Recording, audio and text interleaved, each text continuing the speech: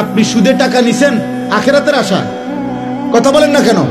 আপনি কিস্তিতে টাকা নিছেন আখেরাতের আশায়, জাহান্নাম থেকে বাঁচার আশায়, দুনিয়ার লোভে।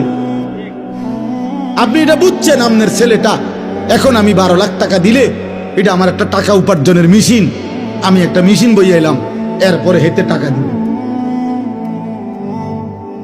তা নাই তো বলেন, দুনিয়ার আশা ছাড়া, সম্পদের আশা ছাড়া বাড়ি করবেন, বিল্ডিং করবেন, জমি কিনবেন, সংসার চালাইবেন, বাজার সদাই খাইবেন, আপেল মালটা খাবেন, এই তো দুনিয়ায় হইল। তো আখেরাত, আখেরাত ভুলে গেলেন, বাবাও ভুলে গেলেন, সন্তানও ভুলে গেলেন।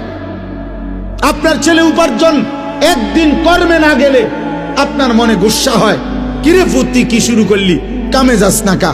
কিন্তু আপনার ছেলে 365 দিনে, খোদার 1 বছরে একদিনও ফজরের নামাজ পড়ে না, একটা দিন পড়ে না, এত বড় জানোয়ার মুসলমানের ঘরে ঘুমায় কেমনে?